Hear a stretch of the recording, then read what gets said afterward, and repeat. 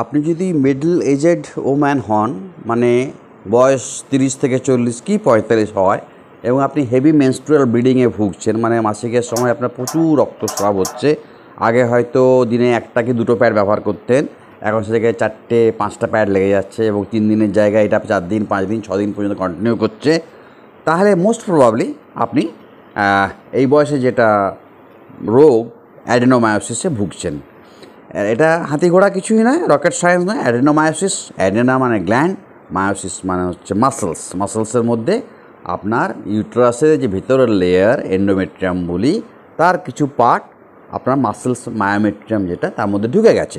তার ফলে যখন আপনার মেন্সের সময় হয়, এন্ডোমেট্রিয়াম থেকে যেমন এন্ডোমেট্রিয়াম অংশটা ছেড়ে বাইরে শেড হয়ে বাইরে বেরিয়ে চলে আসে, মায়োমেট্রিয়ামের মধ্যেও যে এন্ডোমেট্রিয়াম টিস্যুটা রয়ে গেছে সেটাও একটু ব্লিডিং হয়, কিন্তু সেটা তো বেরোবার কোনো রাস্তা থাকে না, তাই সেটা ফুলে যায় ইউট্রাসটা, এবং আপনার প্রচুর ব্যথার সম্মুখীন হতে হয়।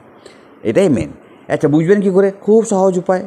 আপনি একটা আল্ট্রাসোনোগ্রাফি করবেন এবং সেটা দেখতে পাবেন যে আপনার ইউট্রাসটা মোটা হয়ে গেছে, যেটা আমরা বলি ইউএসজির ভাষায় বাল্কি ইউট্রাস। তো এইটাই মেন বোঝা যাবে। আর বাল্কি ইউট্রাস হওয়ার জন্য আপনার ইউট্রাসের যে ভেতরের যে লেয়ারের যে এরিয়া, সারফেস এরিয়াটা বড় হয়েছে। সারফেস এরিয়া বড় হওয়ার জন্য ব্লিডিংটাও আপনার অ্যামাউন্টে বেশি হচ্ছে, না আপনার মেসিকের পরিমাণটাও বেশি হবে, এবং বড় চাপ টুকরো বেরোবে, এবং প্রচণ্ড ব্যথা হবে। এই জন্য যেহেতু টুকরোগুলো বার করতে বা ক্রডগুলো বার করতে গেলে ব্যথা হবে। একই কারণে আপনার হতে পারে, একই ধরনের ব্যাপার কাছাকাছি আসতে পারে ইউট্রাইন ফাইব্রয়েড বা ইউট্রাসের টিউমার। এই ফাইব্রয়েড থাকলেও ব্লিডিং বেশি হয়, তবে ব্যথাটা কম্পারেটিভলি কম থাকে। এই দুটো কারণে একমাত্র মধ্যবয়স্ক মহিলাদের প্রচুর ব্লিডিং হয় এবং একটু ব্যথা হতে পারে। উপায় কী? উপায় সার্জিক্যালি রিমুভাল করেন ফাইব্রয়েড ইউট্রাসে। অ্যাডেনোমায়োসিসেও সার্জিক্যাল রিমুভাল করা হয় যদি ফ্যামিলি কমপ্লিট হয়ে যায়।